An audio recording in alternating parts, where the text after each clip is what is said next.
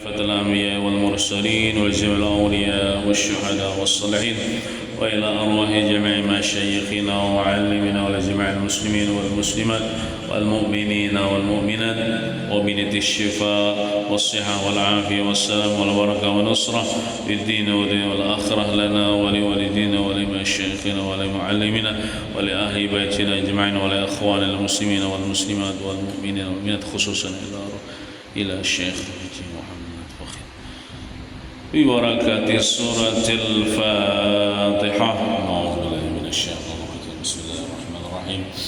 الحمد لله رب العالمين الرحمن الرحيم مالك يوم الدين إياك نعبد وإياك نستعين اهدنا الصراط المستقيم صراط الذين أنعمت عليهم غير المغضوب عليهم ولا الضالين آمين. Assalamualaikum warahmatullahi wabarakatuh. A'udzu billahi minasy syaithanir rajim. Bismillahirrahmanirrahim. Alhamdulillahi rabbil alamin. Wassalatu wassalamu ala asyrafil anbiya wal mursalin wa ala alihi wa sahbihi ajma'in. أما بعد سبحانك لا علم لنا إلا ما علمتنا إنك أنت العليم الحكيم ولا حول ولا قوة إلا بالله العلي العظيم العزيز العليم عدد كل حرف كتب ويكتب أبد الآبدين والدهر الداهرين رضي الله عني وعنكم وعن جميع المسلمين. Marilah kita berniat i'tikaf. Bismillahirrahmanirrahim. Nawaitu an a'taqifa fi hadzal masjid sunnatan lillahi ta'ala. Halaman 24 baris ketiga. Bismillahirrahmanirrahim. Qala al-muallif hafizahullah ta'ala wa nafa'ana bihi wa bi jami' ulumihi bid darain amin. Hamba yang sempurna, hamba Allah Ta'ala nih, yang sempurna ialah hamba yang mendapatkan bagian dari 99 asma Allah Subhanahu wa Ta'ala, dan yang demikian hanya diperoleh oleh Nabi Muhammad sallallahu alaihi wasallam. Jadi Nabi kita Muhammad sallallahu alaihi wasallam ini adalah hamba yang sempurna. Karena sidin sudah ma'amalakan akan kandungan daripada nama Allah yang 99 itu. Nah, amun kita kadakawa nang kaya Nabi kita Muhammad sallallahu alaihi wasallam ini ma'amalakan semaksimal mungkin kadakawa. Nah, paling sebuting, dua buting, tiga buting untung sudah ma'amalakan daripada nama Allah. Nah, kalau Nabi kita sidin sanggup ma'amalakan seberataan daripada kandungan asma Allah 99 nama ini, maka sidin mendapatkan pangkat kesempurnaan, menjadi hamba yang sempurna di sisi Allah Subhanahu wa Ta'ala. Kalau beliau Nabi kita nih telah mendapatkan bagian dari asma Allah Subhanahu wa Ta'ala seluruhnya. Nah, jadi Nabi Muhammad itu ya Abdullah, ya Abdurrahman, ya Abdul Rahim, pangkat sidin, ya Abdul Malik, ya Abdul Qudus. Pangkat sidin nih. Kita bang, nah kita selaku hamba, kita nih hamba Allah Ta'ala ya. Kita selaku hamba harus berusaha untuk mendapatkan bagian dari asma Allah Subhanahu wa taala tersebut, walaupun tidak mampu seluruhnya. Sebuting kah, 2 puting kah, 3 puting kah nang kita kawa amalakan nih, mun kada kawa nang ke-99 tuh barang sebuting kah, 2 puting kah, 3 puting kah. Nah, tetapi setidak-tidaknya dapat bagian dari asma Allah Subhanahu wa taala walaupun hanya sedikit. Jadi orang tuh amun kada kau banyak sedikit barang. Ma la yudraku kulluh la yutraku kulluh. Sesuatu nang kada kawa diperdapati sabarataan jangan ditinggalakan sabarataan.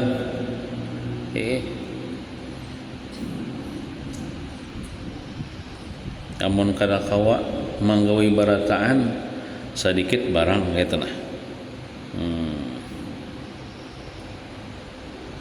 Supaya seorang hamba dapat bagian dari Al-Malik. Nah, kita ini kan bicarakan nama Allah Al-Malik, sehingga menjadi Abdul Malik pangkatnya maksudnya.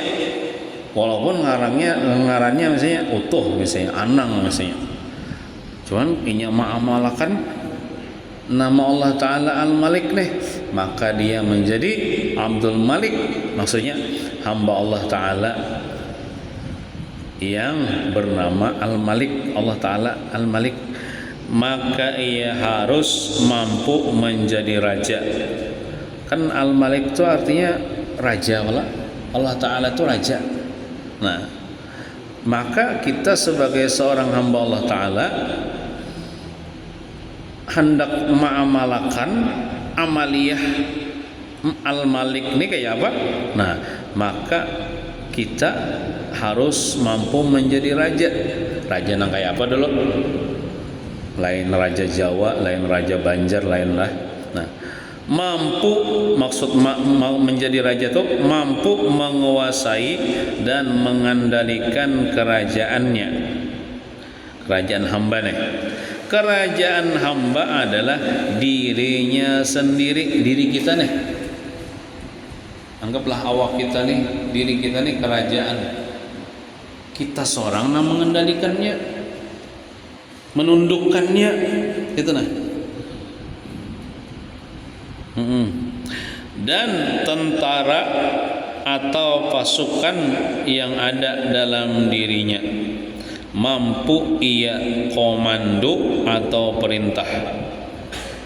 Nah, tentara tersebut adalah pertama dulu ghadab itu amarah, mampu mengendalikan amarah.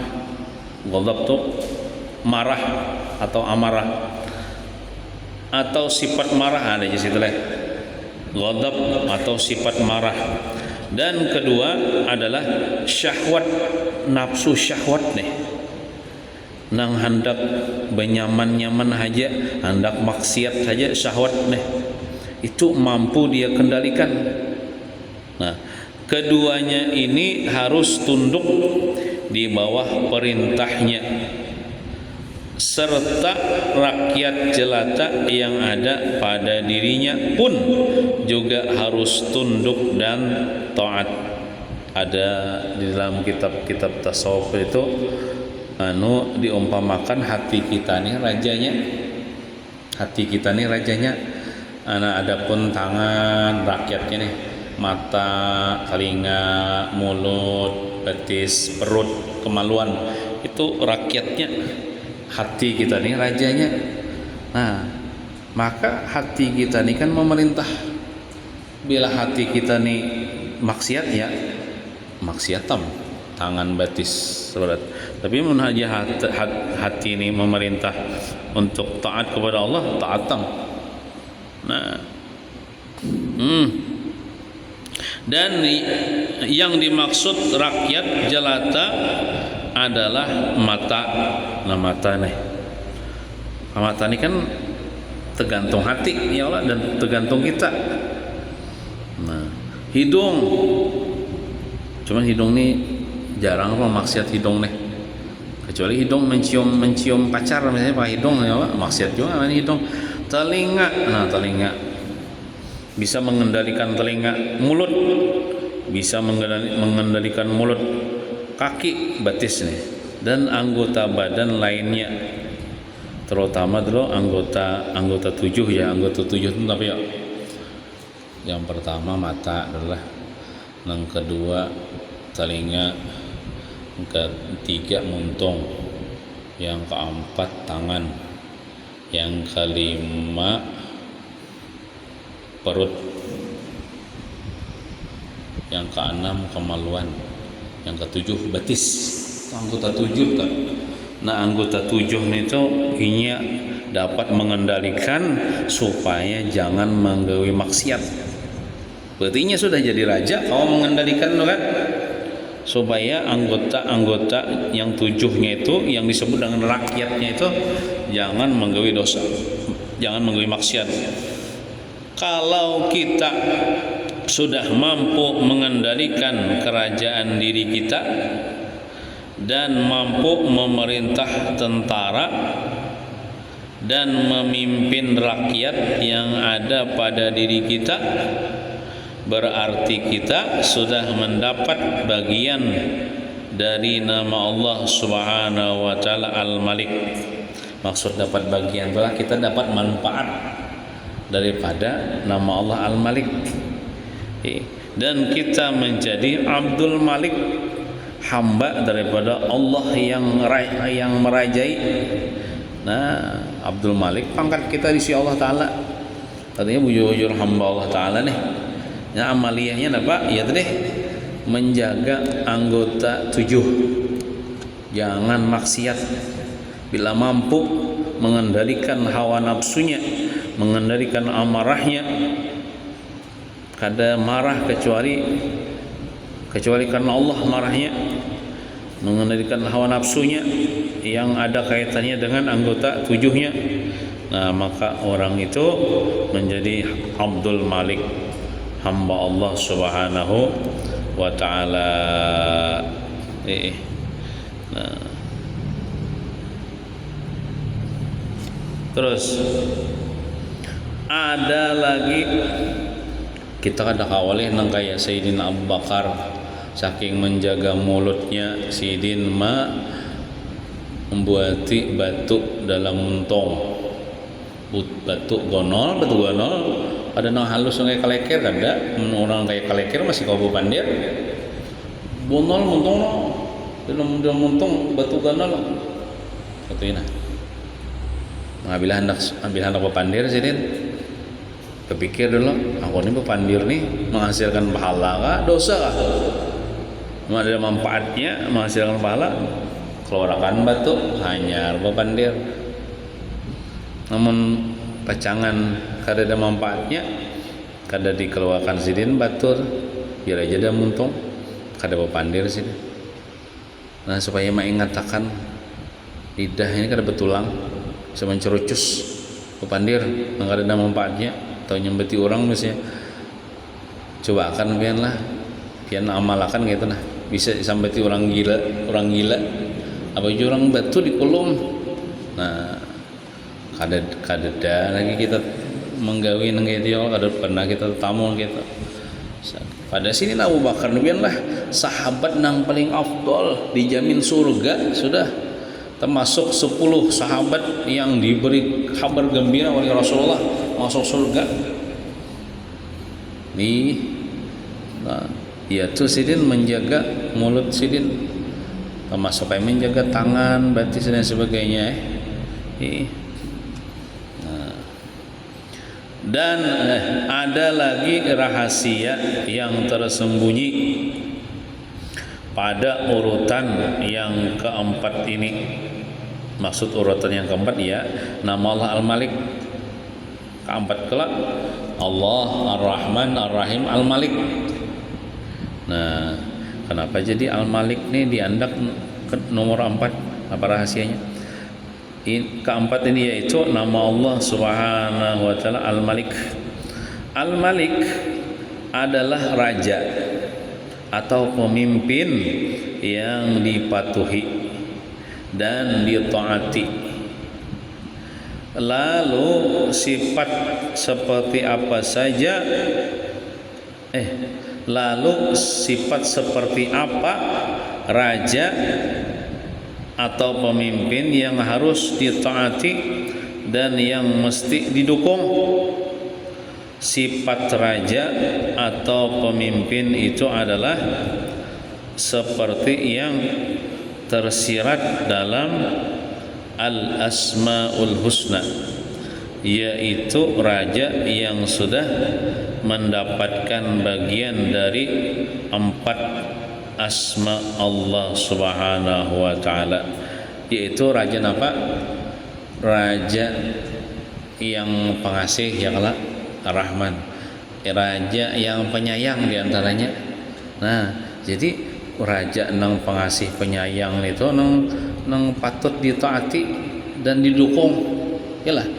Nang kayak misalnya anggaplah presiden, misalnya amun presiden bagus, presidennya nih, pemimpinnya nih, rajanya nih pengasih penyayang pulang. Nah, yang mana kita mendukung, ya Allah, yang mana kita mentaati.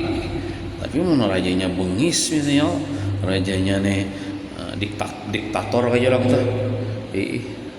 Nah itu ngalih kita mentaati, ya Allah. Ada perlu ditaati, apalagi misalnya rajanya zalim mau pulang misalnya. Nah ini penjelasannya. Nah, yang pertama, seseorang telah menjadi Abdullah. Menjadi Abdullah artinya ia tidak menoleh kepada selain Allah Subhanahu wa taala. Kan sudah dijelaskan kemarin, di antara syarat namun hendak menjadi Abdullah, hamba Allah, apa? Jangan menoleh kepada selain Allah. Maksudnya tuh jangan menoleh kepada selain Allah itu apa? Ia tidak melihat kepada selain Allah Subhanahu wa taala. Contoh misalnya beribadah hanya mengharap pahala dari Allah, kadang mengharap pujian daripada makhluk, contohnya, ya Allah. Nah, ia bersedekah hanya mengharap pujian dari Allah, bukan mengharap pujian dari makhluk, misalnya, ya Allah. Nah, dan ia takut dan mengharap hanya kepada Allah Subhanahu wa taala. Nah, takut hanya kepada Allah, jangan takutan lawan selain Allah. Mengharap hanya kepada Allah, jangan mengharap kepada makhluk. Kemarin kan syarat hendak menjadi Abdullah kan. Nah, dan ini adalah modal pertama dan utama untuk seseorang ingin menjadi pemimpin atau penguasa, termasuk aja pemimpin negara atau hendak jadi sultan, ya kalau. Jadi kita misalnya hendak memilih pemimpin tuh jangan cuma di segi dunia, total keduniaan aja. Nang dilihat misalnya orang ini pina bagus benar tapi kada sembahyang misalnya lihat pemimpin ini, atau misalnya ini kada takut dengan Allah Taala, atau misalnya ya kada fanatik dengan agama Islam misalnya orangnya. Nah itu jangan dipilih pemimpin kayak itu. Nah, amun inya pemimpin, calon pemimpinnya takut kepada Allah, aduh ini mengorupsi ya, yalah. Amun inya takut kepada Allah Taala, inya takutan menjalimi rakyat. Nah, cuman ngalih bang mencari calon pemimpin kayak itu ini. Amun ada orang kayak itu, inya gak ada mencalonkan diri sebagai bupati atau sebagai gubernur, inya gak hendak berkhalwat saja situ berdoa Allah Taala. Nah ngalih mencari pemimpin yang kayak itu.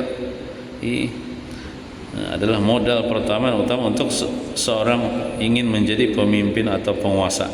Yang nyatanya dululah kita gesan memimpin diri kita sendiri barang dulu, memimpin diri kita nih.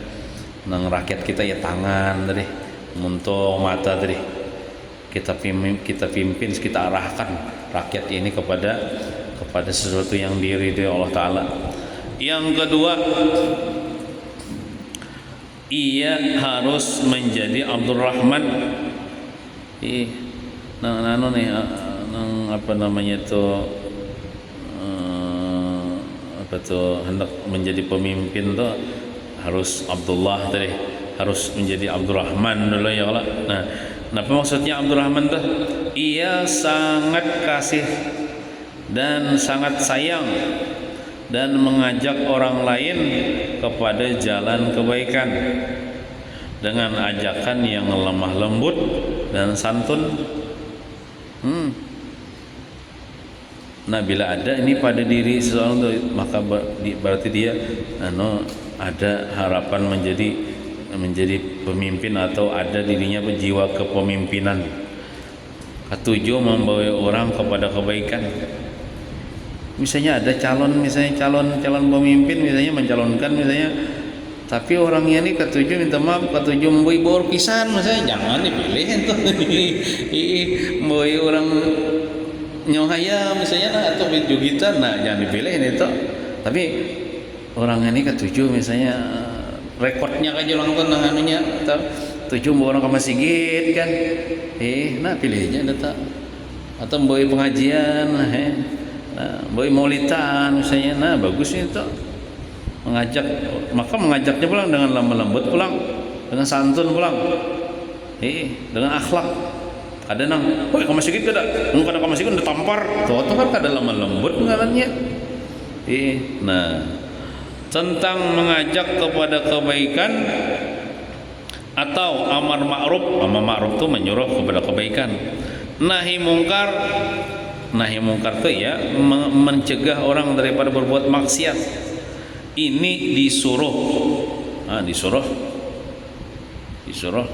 diperintah. Tetapi yang demikian dengan cara yang ma'ruf, dengan cara yang baik, bukan dengan cara yang mungkar. Bukan dengan cara yang mungkar. Orang tuh menyuruh kebaikan itu dengan cara yang ma'ruf, mencegah kemungkaran dengan cara yang ma'ruf juga. Jangan membawa orang ke masjid, membawa orang ke masjid nih dengan cara yang salah. Ya, piye caranya ya? Contohnya ya, membawa orang ke masjid dengan cara yang salah kayak apa caranya ya? Ya, bisa contohkan lah. Atau membawa kebaikan dengan cara yang salah.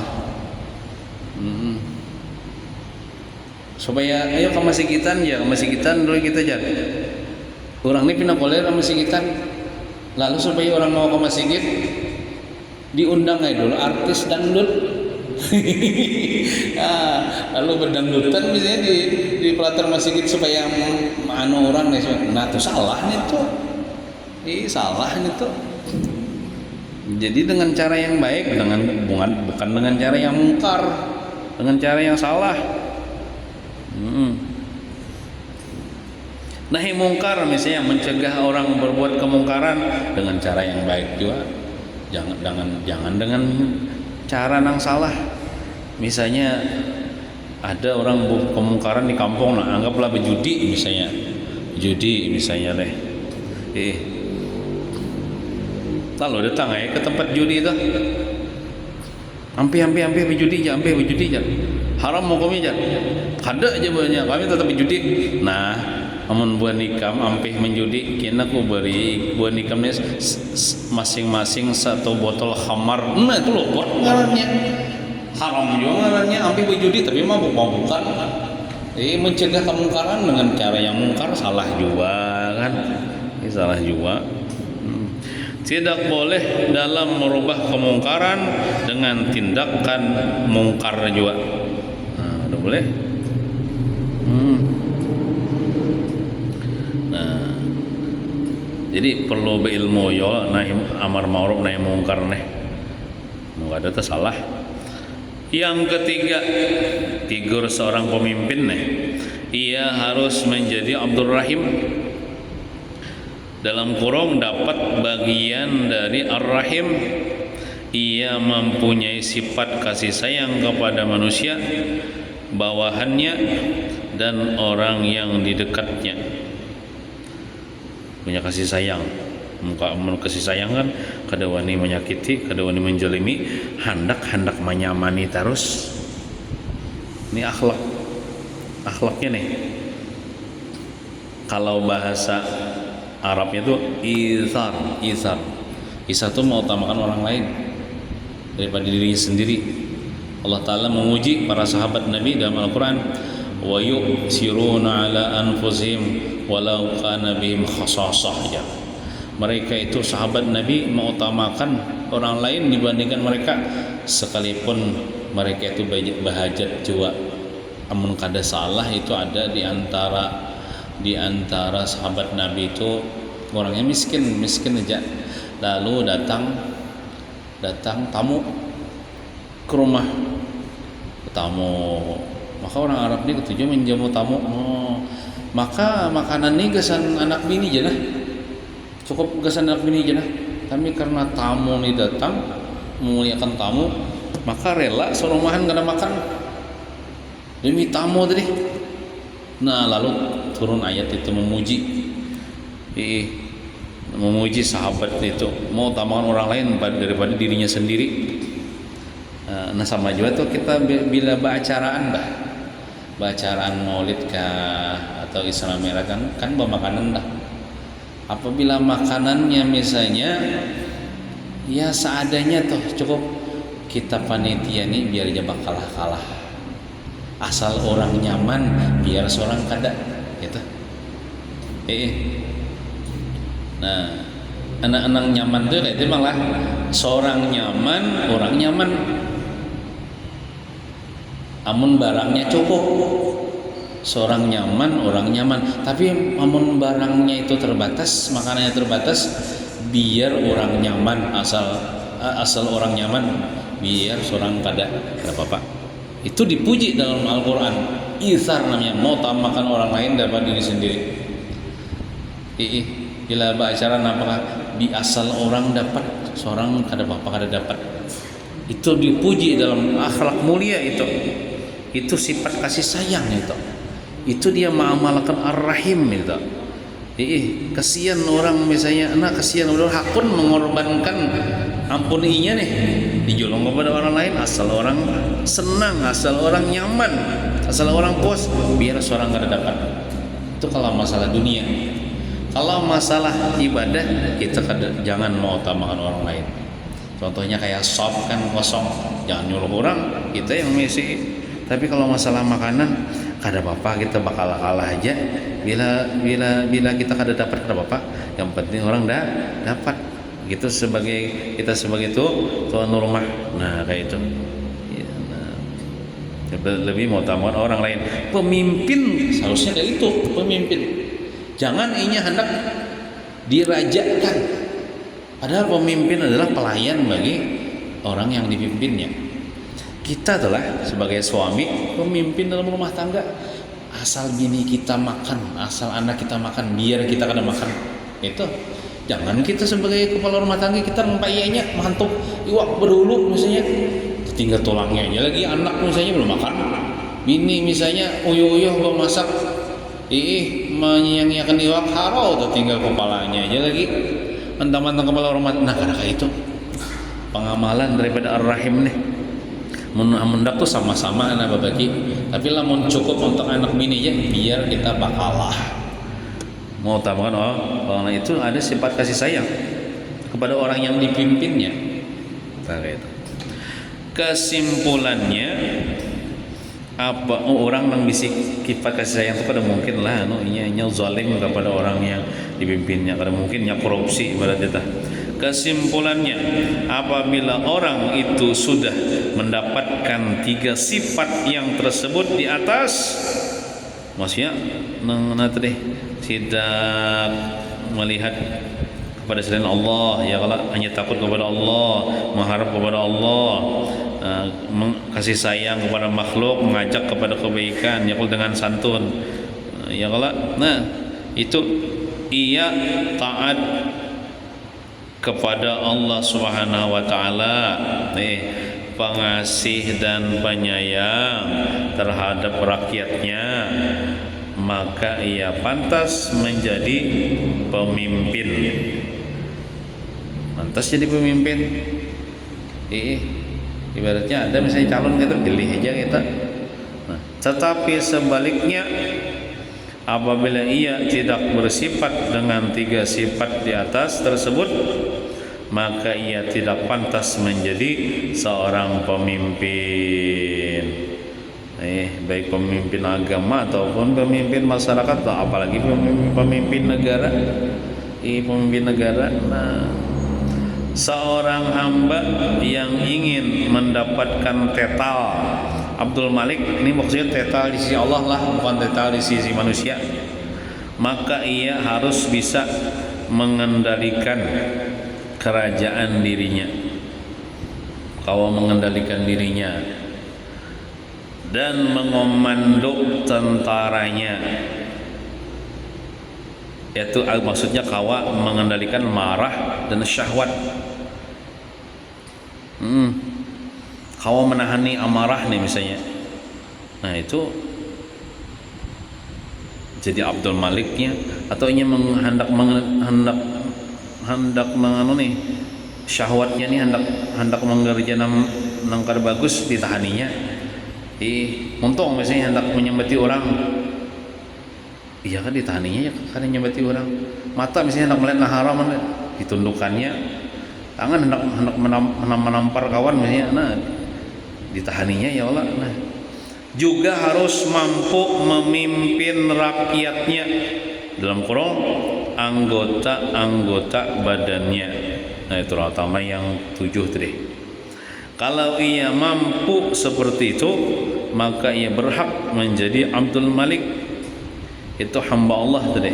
Al-Malik itulah yang dituntut, yang disuruh kita untuk mengamalkan dalam pengamalan asma ini, dan yang harus dilatih bagi orang yang hendak ma'rifat kepada Allah Subhanahu wa taala, dilatih dan dikarasi gitu. Nah contohnya misalnya lah supaya kada banyak pandir, soalnya bila banyak pandir pasti pandir nang kemana kah, mandiri orang, mandiri kejelekan orang kah. Cara-caranya tuh dikurangi begaul kah misalnya, Allah bila takawan ya pasti berpandir. Caranya misalnya supaya menundukkan mata, jangan melihat misalnya nah haram ya kalau betis misalnya supaya jangan melangkah dipasong kah betis, nah harusnya kan lah dipasong betis. Ya ditahani ya asalnya nang setiap malam nongkrong misalnya di mana di warung-warung misalnya, ya begana di rumah aja,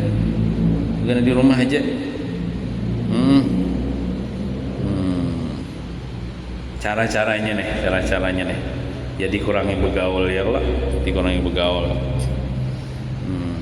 dilatih bagi orang yang hendak ma'rifat kepada Allah Subhanahu wa taala. Wallahu a'lam bissawab. Teruslah ma'rifat kepada Allah Subhanahu wa taala dengan cara mengenal nama Allah Subhanahu wa taala Al-Quddus. Al-Quddus adalah nama Allah Subhanahu wa taala yang kelima. Arti Al-Quddus yaitu yang maha suci. Allah taala yang maha suci. Suci dari apa? Suci dari segala sesuatu yang tidak patut dengan Allah Subhanahu wa taala. Contohnya misalnya nang kada patut bagi Tuhan apa? Tuhan bisi anak, kan kada patut Tuhan bisi anak. Dalam etikat kita Tuhan kada beranak, ya kalau. Nah, kada patut bagi Tuhan apa? Kada patut bagi Tuhan berbilang misalnya, kada patut bagi Tuhan berbilang. Allah taala itu satu aja. Kada patut bagi Allah taala bisi abah bisi mama kan batur. Allah Ta'ala itu lam yalid wa lam yulad wa lam yakul lahu kufuwan ahad. Nah, sebagai hamba kita wajib mengimani, mengiktikadkan atau meyakini di dalam hati bahwa setengah di antara asma Allah Subhanahu wa taala ada yang disebut dengan Al-Quddus. Nah, jadi kita wajib percaya di antara nama Allah itu Al-Quddus. Namun kita kada percaya kafir. Misalnya kita percayalah aja nama Allah Taala itu Al-Quddus. Aku kada percaya aja, nah kafir lah. Jadi kita harus percaya, harus beriman, harus yakin bahwa Al-Quddus ini salah satu daripada nama Allah Ta'ala. Nah, maksud maha suci dari makna Al-Quddus adalah suci zat Allah Subhanahu wa Ta'ala, sifatnya, suci sifatnya, suci af'alnya, af'al itu segala perbuatannya, dan asma'nya suci juga, serta ahkam atau hukum-hukumnya suci juga. Dan seorang hamba wajib mensucikan Allah Subhanahu wa taala dari beberapa hal. Yang pertama, maha suci zat dari imkan, dalam kurung mungkin, kemungkinan tuh lah, itu suci. Allah Ta'ala maha suci daripada kemungkinan. Contoh, mungkin adalah makhluk itu mungkin apa tuh? Contoh, mungkin adalah makhluk itu mungkin atau boleh ada, dan mungkin juga tidak ada. Lain kayak kita kan, kita ini makhluk nih, ada kemungkinan yang terjadi pada kita. Contohnya apa? Mungkin ada, mungkin kan ada. Jelas. Kadang-kadang hadir majelis, kadang-kadang kada hadir. Nah, kita nih kadang-kadang ada, kadang-kadang kada ada. Tapi kalau Allah Ta'ala itu maha suci daripada kemungkinan. Misalnya Tuhan misalnya takanannya ada, takanannya kada ada kayak itu Tuhan Allah Ta'ala maha suci daripada kemungkinan. Tuhan itu tetap aja mun ada tuh ada berlewasan gitu nah, kayak kuasa berlewasan gitu nah. Kalau misalnya kemungkinan sidin tahun berapa kada lagi berkuasa, nah karena itu presiden gitu, kemungkinan gini tanggal 20 Oktober gini sampai jadi presiden. Nah itu kan jujur itu kalau ada kemungkinan terjadi. Tapi Allah Ta'ala ini maha suci daripada imkan atau mungkin kemungkinan. Misalnya kemungkinan kada berpuasa lagi misalnya, nah, kemungkinan kada hidup lagi, nah kada kayak itu. Nah, sedangkan zat Allah Subhanahu wa taala wajib ada dan maha suci dari imkan tadi ya, kemungkinan tadi.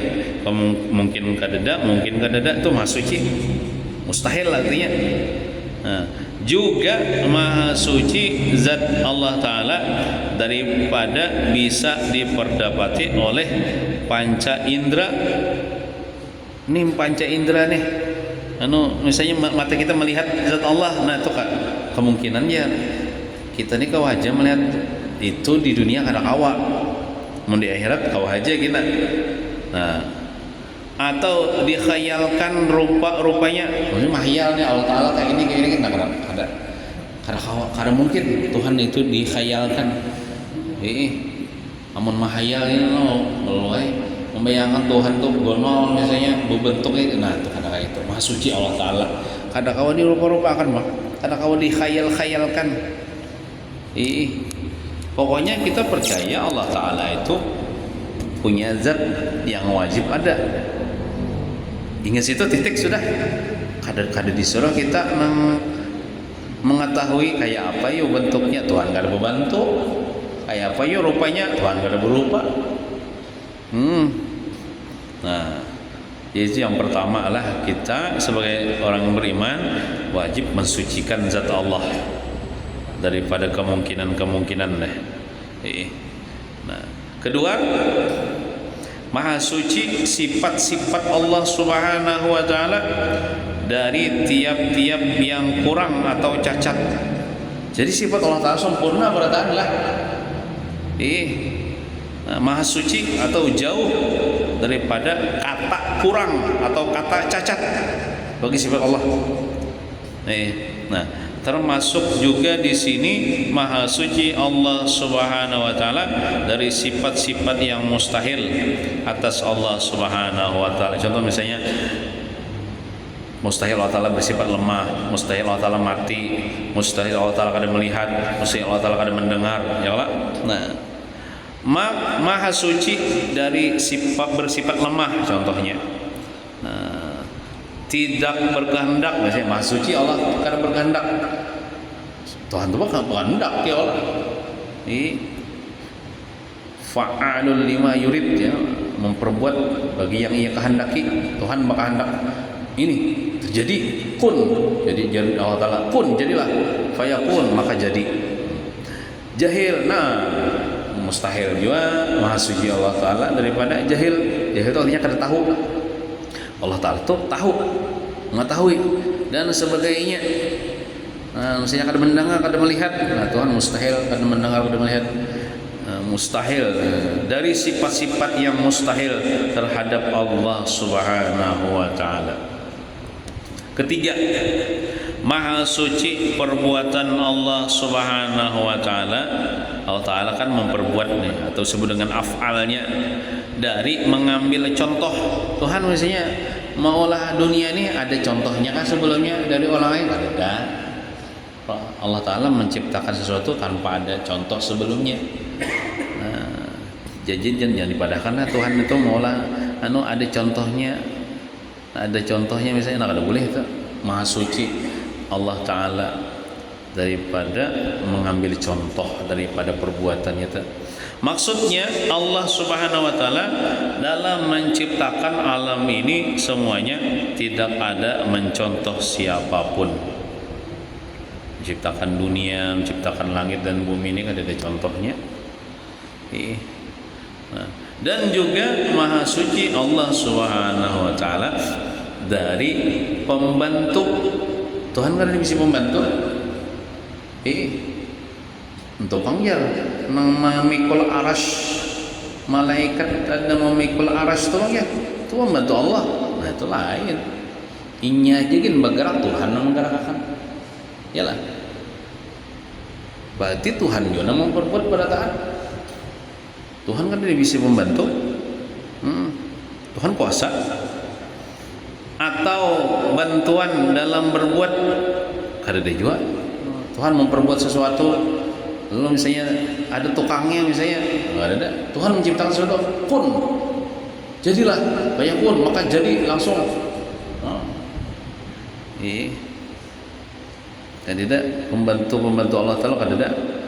Anda panggil malaikat Israel itu panggil membantui pembantu Allah Taala untuk mencabut rohnya. Itu hakikatnya Allah Taala juga mencabut roh manusia. Karena menggerakkan malaikat Israel itu Allah Ta'ala juga hakikatnya. Tuhan kadang menggerakkan, kalau kamu cabutnya. Nah, berarti hakikatnya Allah Ta'ala juga yang mencabut roh. Berarti itu malaikat itu bukan pembantu Allah. Nah, bukan pembantu Allah.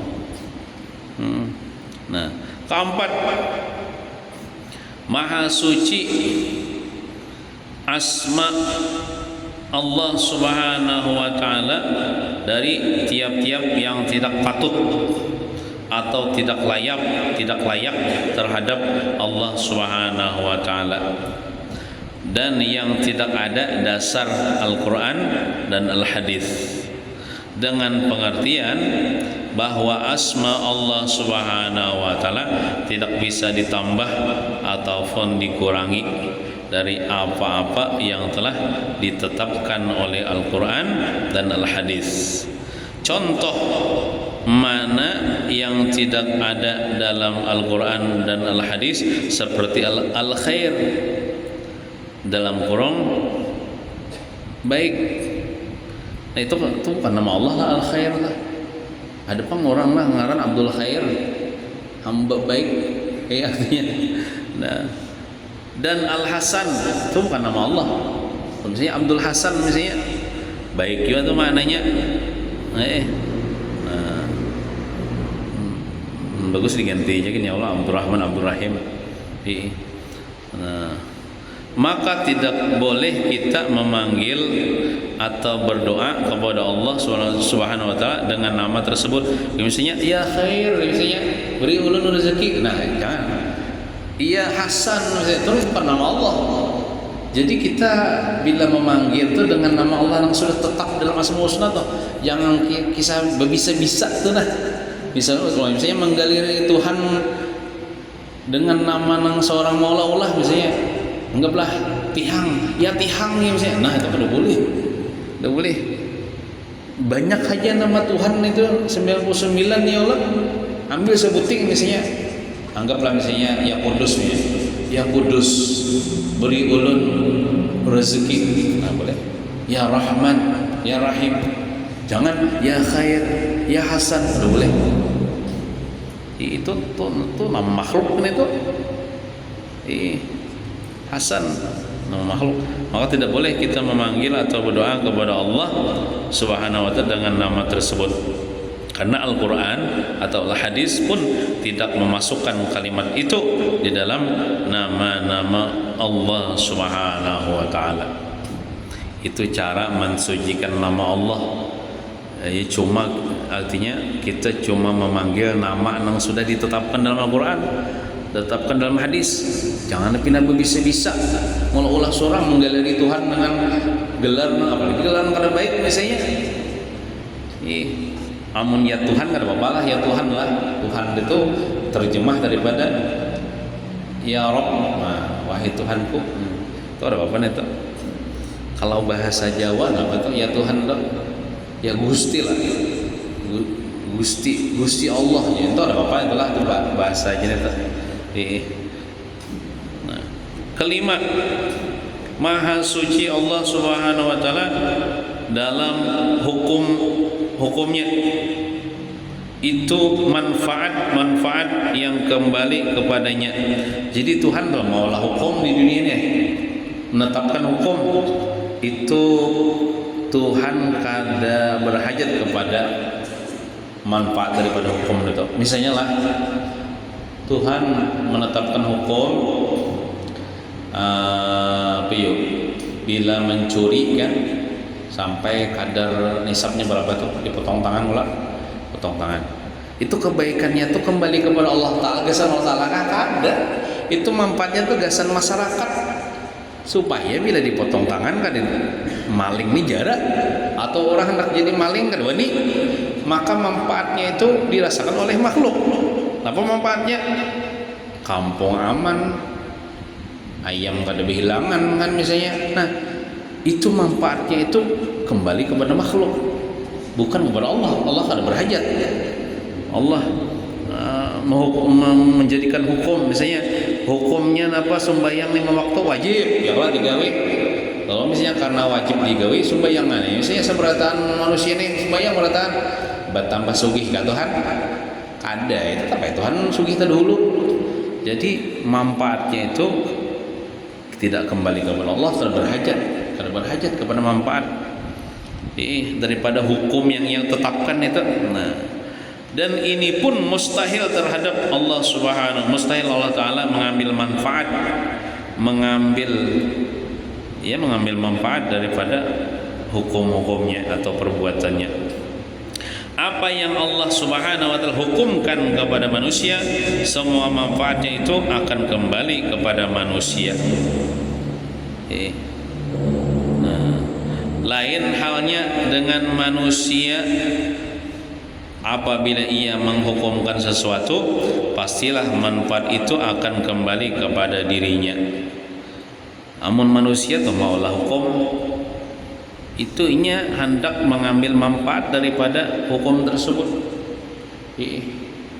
Nah, contohnya misal pemerintah misalnya ya Allah maulah peraturan apa misalnya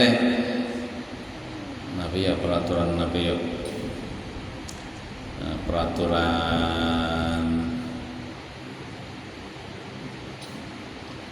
wajib pakai helm misalnya, ya Allah bila makan kendaraan wajib pakai helm.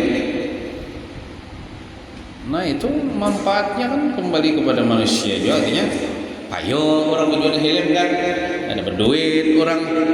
Betul ulang apa namanya, apabila nang hukum nang dibuat oleh pemerintah itu dilaksanakan oleh masyarakat, lalu pemerintah ini dapat penghargaan, artinya sukses dia menerapkan visi dan misinya, lalu naik pangkatnya. Nah ya Allah, ya kayak itu lah, bila pejabat ini kan disurvei, ini misalnya dalam pemerintahan setahun, napain jalan baikkah waktunya ini menjabat, oh baik, betul pulang ekonomi, oh pindah meningkat misalnya kemiskinan berkurang, itu kan disurvei tuh. Bila inya hawa misalnya melakukan itu pada melaksanakan itu, dapat penghargaan nih, dapat penghargaan dari mana misalnya, dapat piala misalnya. Nah itu ada ininya, artinya manfaatnya itu kembali kepada inya. Tapi yang Allah Ta'ala menerapkan hukum itu manfaatnya itu kada kembali kepada Allah, karena Allah Ta'ala sudah sugih itu dulu, sudah berkuasa dulu kan, Allah kan kada budget Allah Ta'ala. Nah, dan juga maha suci Allah Subhanahu wa Ta'ala pada apa saja yang Ia hukumkan, dan juga maha suci Allah Subhanahu wa Ta'ala pada apa saja yang Ia hukumkan dari berbuat zalim. Jadi Allah Ta'ala itu kada pernah zalim. Adapun Allah Ta'ala menyiksa kepada seorang itu karena hamba itu juga melanggar perintah Allah. Jadi Allah Ta'ala menyiksa orang itu karena keadilan, karena keadilan Allah Ta'ala. Misalnya orang misalnya kada sembahyang ya Allah, lalu Tuhan siksa misalnya dikubur.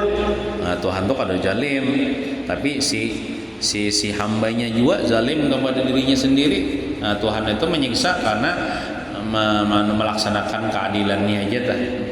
Nah, kemudian dikisahkan, ini sebagai penutup, ini penutupnya panjang ya kisahnya. Nah, dikisahkan oleh Sayyid Al-Murtada Az-Zabidi. Ini seorang ulama besar lah, Sayyid Murtada Az-Zabidi ini seorang ahli nasab, orang ahli nasab. Masih ini termasuk yang mengisbat, yang menetapkan nasab Bani Alawi sebagai keturunan Nabi Muhammad SAW. Wah ini kan banyak loh orang memadahkan buan Bani Alawi ini ada keturunan Nabi Muhammad. Sayyid Al-Murtada Az-Zabidi ini jadi mensyarahkan kitab Ihya Ulumuddin, orang ulama besar di sini.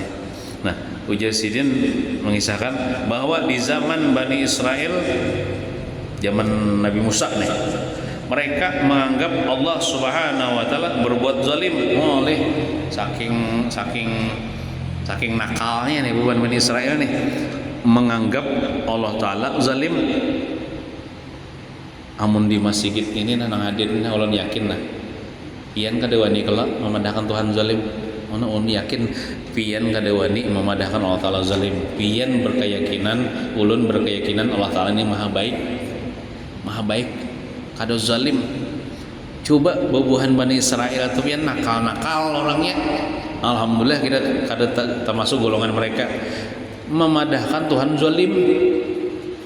Nah, zalim arti zalim itu kan meletakkan sesuatu bukan pada tempatnya, itu zalim. Nah, Bani Israel, ya bubuhan kaum Yahudi berkata, Allah Subhanahu wa Ta'ala yang menciptakan manusia, gerak-gerik manusia ciptaan Tuhan juga, dan Allah Subhanahu wa Ta'ala pula yang memasukkan manusia ke dalam neraka. Berarti Allah Subhanahu wa Ta'ala itu zalim dengan memasukkan manusia ke dalam neraka. Jadinya nih Allah Ta'ala maulah manusia, maulah gerak-gerik manusia itu Allah Ta'ala juga. Tiba-tiba Allah Ta'ala memasukkan manusia ke dalam neraka. Berarti Tuhan itu zalim. Caranya apa? Dimasukkan ke dalam surga berataan ujar kehendaknya nih. Pada Tuhan memasukkan ke dalam neraka itu kan ada alasannya. Nah, maka dengan keadaan Bani Israel yang demikian, artinya Bani Israel memponis Allah Ta'ala zalim, Allah Subhanahu wa taala berwahyu kepada nabi pada masa itu, nabi Bani Israel nih. Wahai nabi, ujar Allah taala nih, katakan kepada umat engkau, bubuhan Bani Israel dah, supaya mereka menanam gandum. Cara Tuhan untuk menyadarkan mereka nih, suruh bubuhan Bani Israel menanam gandum. Kita di sini batanam benih buhuma. Nah, lalu kaum nabi tersebut menanam gandum. Ya mulai meniradak lah ibaratnya tak. Batu malambak lah, batanam ya Allah.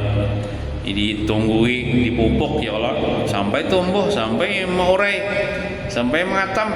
Nah, setelah beberapa waktu akhirnya dapat memanen hasil tanaman mereka, lalu dipanen, dikatam gandum itu. Nah, dan setelah mereka memanen, lalu mereka bersihkan. Maksud bersihkan itu dipisah lah, dikumpak.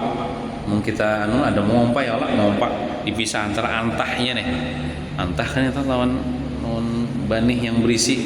Kemudian gandum yang sudah bersih mereka masukkan ke dalam wadah, maksudnya dalam karung lah, lalu dibawa pulang.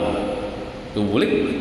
Adapun sisa-sisa gandum, artinya nang antahnya, nang kosongnya, nang hampanya nih, dibakar oleh mereka. Dibakar ya? Iyalah, karena kalau dijual nang hampan itu. Nah, kemudian Allah Subhanahu wa taala dengan perantaraan nabinya berkata kepada Bani Israel, suruh Allah taala nabinya nih, Bani Israel menakuni bukan Bani Israel, karena apakah kalian menanam gandum, kemudian gandum yang telah dibersihkan kalian bawa pulang, tetapi kenapa sisa-sisanya dibakar padahal ia tidak punya salah? Kenapa jadi buah nikam ini nang gandum nang baik aja dibawa beli ke rumah, nang anunya nang hampanya dibakar? Dijawab oleh Bani Israel, ujar Bani Israel, sisa-sisa gandum itu tidak patut untuk dibawa pulang. Enggak, kalau dijual juga sepantasnya dibakar saja. Nah, itu kan ya tuh jawaban daripada mereka itu bertakwa lawan Tuhan nih. Kenapa jadi manusia ini pian mengolah, pian menjadikan gerak-geriknya, soalnya pian masukkan ke dalam neraka, jangan masukkan ke dalam surga. Ya ini jawabannya. Ditanya Tuhan juga, kenapa jadi gandum nih dibuang sepalih, hanya buat dalam karung beratan publik. Nah, wahai Bani Israel, lalu Allah Subhanahu wa taala berkata lagi, wahai Bani Israel, demikian juga aku membakar seseorang dengan api neraka karena memang patut untuk dibakar, sedangkan orang yang tidak patut untuk dibakar maka ya aku masukkan ke dalam surga. Maksudnya orang nang kada bisi iman itu nang kaya banih nang hampa, kada ada iman di dirinya nih, hampa tuh buang ya kalau karena neraka ya Allah. Aduh, kalau saya gunung surga. Nah, itu artinya kita ini lamun beriman itu ada nilainya insyaallah, dihargai Allah taala. Walaupun ada iman sedikit, ada harapan masuk surga. Tapi mun iman kada ada lalu, itu kada dinilainya walaupun muha bungas. Lah, awak beotot misalnya. Mau itu sugih memang penyugihnya, umur panjang 2000 tahun misalnya hidup. Jadi raja selama 2000 tahun itu. Tapi iman kada ada di hati. Itu kada dinilainya di sisi Allah Subhanahu wa taala. Matinya langsung masuk neraka. Tapi walaupun kita nih muha kada bungas, yalah awak hirang, kurus karing, duit paling 1000 rupiah di dompet. Kada di dompetnya pina carik juga. Yalah, seandainya kita berpandir atau di hadapan orang, kada diri orang, kada bisa pangkat di hadapan manusia, badatang tuh 10 kali ditolak orang. Han kada bisa nama di hadapan manusia nih.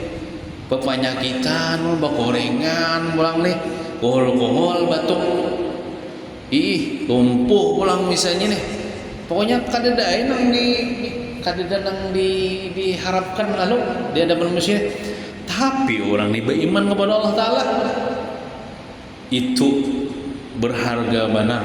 Orang itu di sisi Allah Subhanahu wa Ta'ala, berharga benar di sisi Allah Ta'ala, dan ada harapan masuk surga.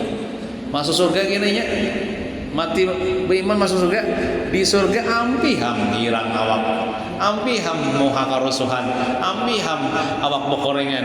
Di surga gagah orangnya, bungas orangnya. Nah itu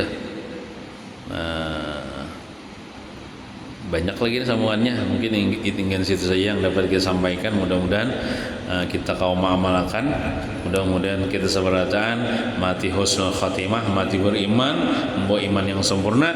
Allah Subhanahu wa Ta'ala kumpulkan kita bersama dengan Nabi kita Muhammad sallallahu alaihi wasallam di dalam surga, amin ya rabbal alamin. Sallallahu alaihi sayyidina Muhammadin wa ala alihi wasallam, walhamdulillahi rabbil alamin. As'aluka ya man huwa Allahu alladhi la ilaha illa huwa ar-rahmanur rahim, al-malikul quddusus salam wal mu'minul muhaiminul azizul jabbar, al-mutakabbirul khaliqul bari'ul musawwirul ghaffarul qahharul wahhab razzaqul fattahul alim, القابض الباسط الخافض الرافع المعز المذل السميع البصير الحكم العدل اللطيف الخبير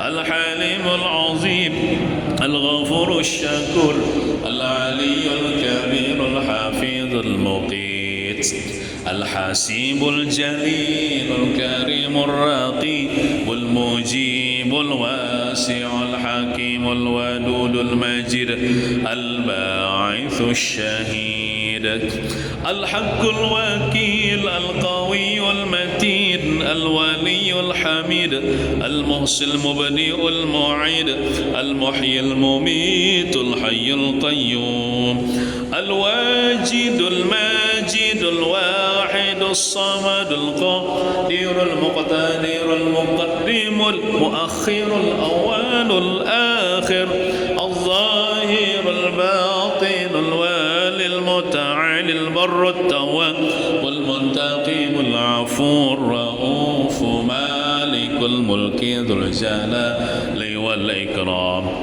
المقسط الجامع الغني المغني المانع الله النافع النور الهادي البديع الباقي الوارث الرشيد الصبور الذي ليس كمثله شيء وهو السميع البصير. اللهم صل أفضل الصلاة على أسعد مخلوقاتك سيدنا محمد وعلى آله وصحبه وسلم عدد معلوماتك ومداد كلماتك كلما ذكرك الذاكرون وغفل عن ذكرك الغافلون. ربنا آتنا في الدنيا حسنة وفي الآخرة حسنة وقنا عذاب النار. وصلى الله على سيدنا محمد وعلى آله وصحبه وسلم. والحمد لله رب العالمين. تقبل الله منكم.